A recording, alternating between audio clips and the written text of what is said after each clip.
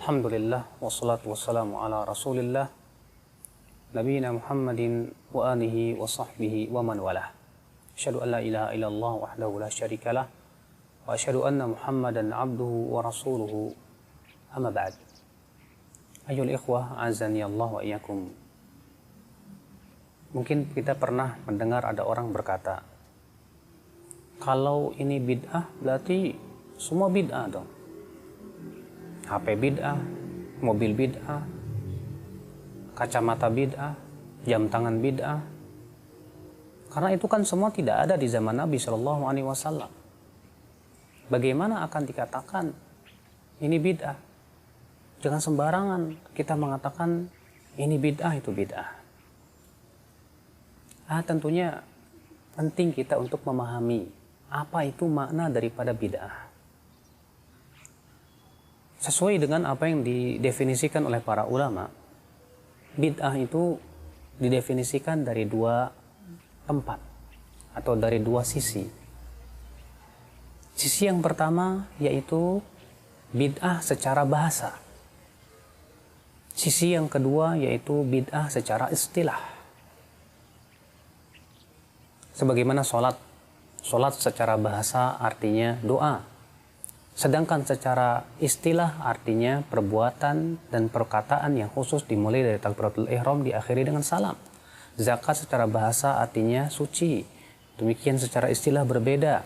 Puasa juga demikian. Selalu yang dibedakan adalah dalam permasalahan makna secara bahasa dengan makna secara istilah. Nah, bid'ah secara bahasa artinya kullu makhturi'a ala ghairi mithalin sabiq.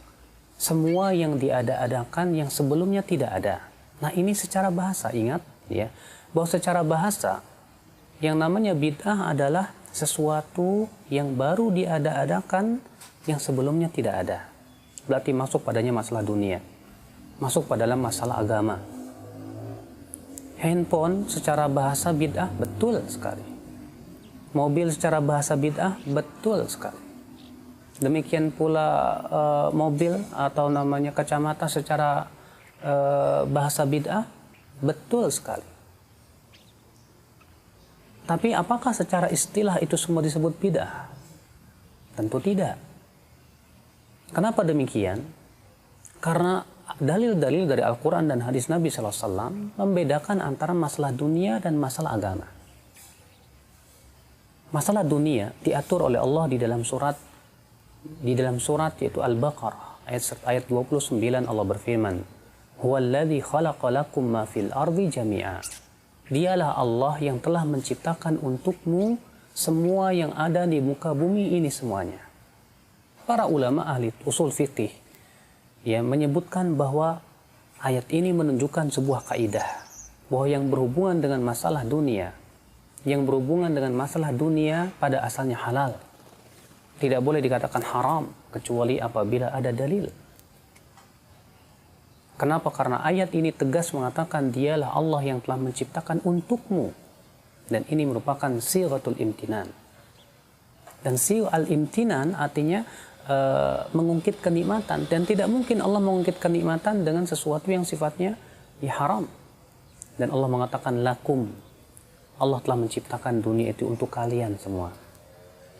Ini menunjukkan bahwa masalah dunia pada asalnya halal. Masalah dunia, seseorang boleh untuk membuat apa saja selama itu manfaat, silahkan. Tapi masalah akhirat, Rasulullah SAW bersabda, masalah agama, Rasulullah SAW bersabda, man amila amalan laisa alaihi amruna fahuwa raddun. Barang siapa yang mengamalkan suatu amal yang tidak ada di atasnya perintah kami, maka itu tertolak, kata Rasulullah SAW.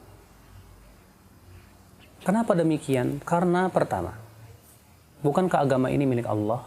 Allah berfirman, ala lillahi dinul khalis. Ketahuilah milik Allah lah agama yang murni. Karena agama ini milik Allah, berarti semua peraturan masalah agama dikembalikan kepada pemiliknya. Siapa dia? Allah Subhanahu wa Ta'ala. Maka semua peraturan yang bersifat agama, semua yang bersifat ibadah kepada Allah, kewajiban kita adalah mengikuti empuknya syariat Yang mempunyai syariat itu Allah Subhanahu wa taala. Ya akhi, Anda beribadah dan ibadah itu hak siapa? Apakah ibadah itu hak kita manusia ataukah ibadah itu adalah hak Allah? Tentu jawabannya ibadah itu hak Allah Subhanahu wa taala. Apabila ibadah itu hak Allah, berarti ibadah itu Allah ingin diibadahi dengan sesuai apa yang Allah cintai dan ridhai, bukan sesuai dengan selera manusia. Sebab kalaulah agama ini dikembalikan kepada selera manusia, hancur. Allah berfirman, walau ittaba'al haqqu ahwa'ahum. Kalaulah kebenaran itu mengikuti hawa nafsu mereka, lafasadatis samawati wal ardh, maka akan rusaklah yang ada di langit dan di bumi ini. Maka dari itu ya akhal Islam azani Allah, karena ibadah itu hak Allah, berarti harus dikembalikan sesuai dengan apa yang Allah ridhai dan cintai, bukan sesuai dengan selera manusia. Apa yang kita pandang baik belum tentu baik di sisi Allah.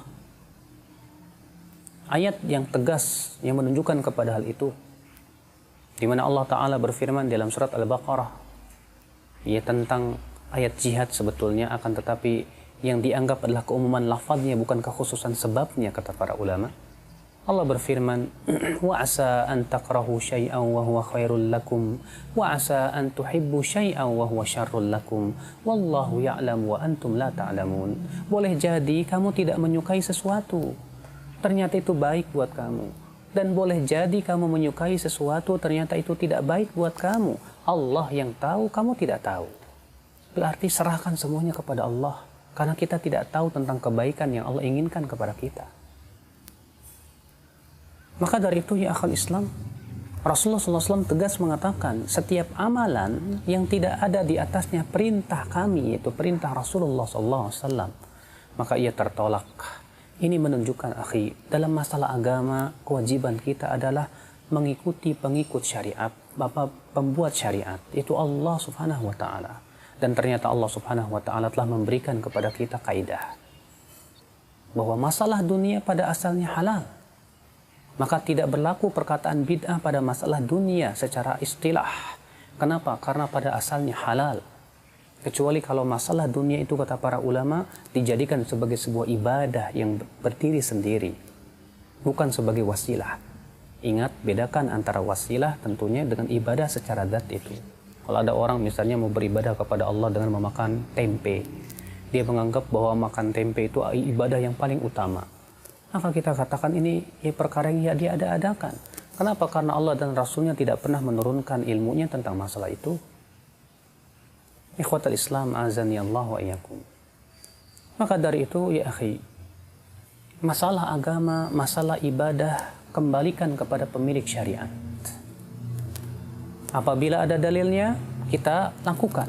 Apabila tidak ada dalilnya dalam masalah ibadah ini, jangan sekali-kali kita lakukan.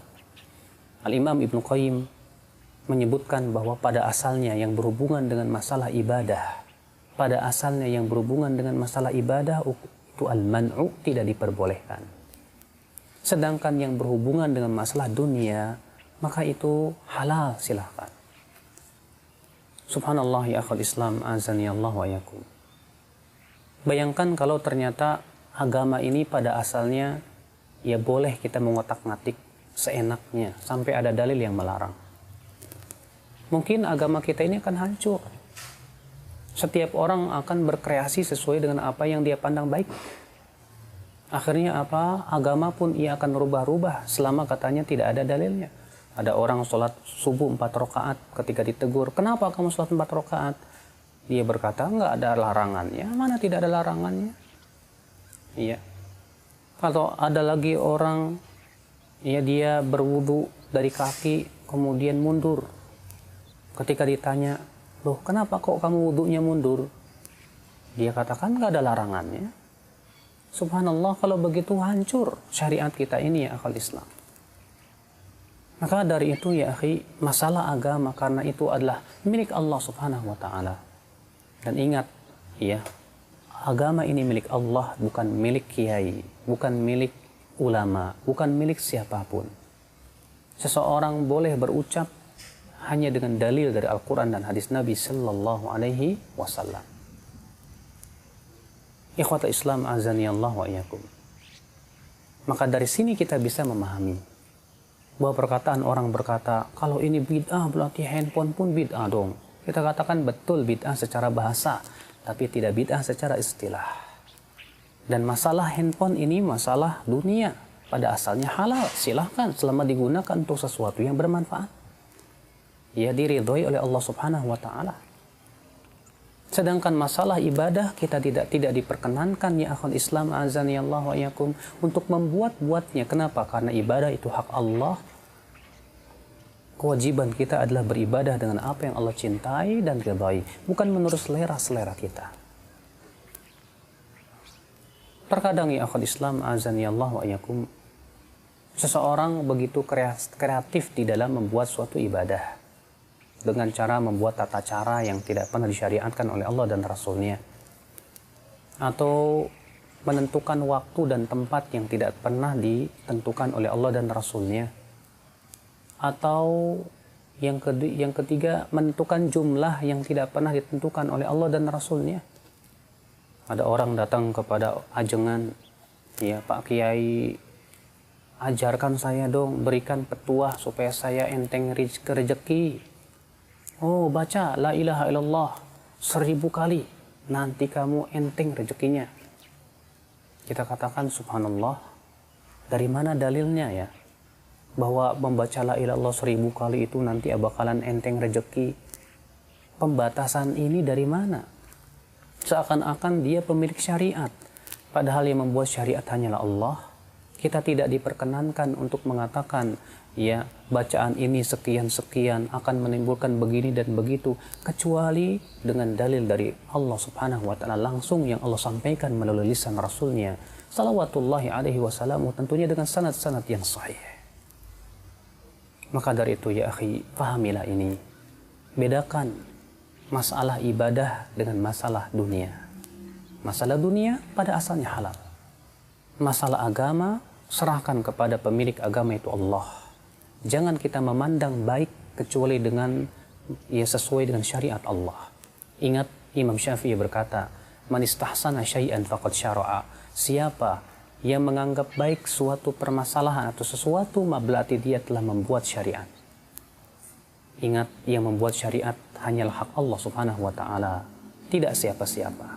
Oleh karena itu Allah mengecam orang-orang musyrikin Quraisy yang mereka itu membuat syariat-syariat dan merubah-rubah syariat Nabi Ibrahim.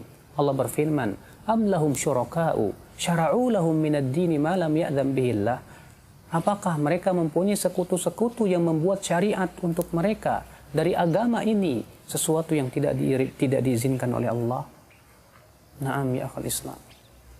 Maka bukankah lebih mudah kita untuk mencukupkan diri dengan apa yang dituntunkan oleh Rasulullah? Abdullah bin Mas'ud berkata, "Ittabi'u wa la tabtadi'u faqad kufitum." Ikuti saja, jangan membuat-buat yang baru, karena kalian sudah dicukupi. Ikuti saja, bukan membuat-buat yang baru ya akhul Islam. Semoga kita termasuk orang-orang yang senantiasa ittiba kepada sunnah Rasulullah SAW. Semoga kita termasuk orang-orang yang senantiasa mengikuti apa yang dititahkan oleh Rasulullah dan Allah dan Rasulnya dalam masalah perkara ibadah. Demikian pula berusaha untuk mengikuti rambu-rambu agama dalam masalah dunia, sehingga kita tidak menjadi orang-orang yang merubah-rubah syariat. Tidak pula kita menjadi orang-orang yang mudah untuk menghalalkan segala sesuatu, kecuali segalanya tentunya dengan dalil dari Al-Quran dan hadis Nabi Sallallahu Alaihi Wasallam. Subhanakallah bihamdik, asyhadu an la ilaha illa ant, astaghfiruka wa atubu ilaik. Wassalamualaikum warahmatullahi wabarakatuh.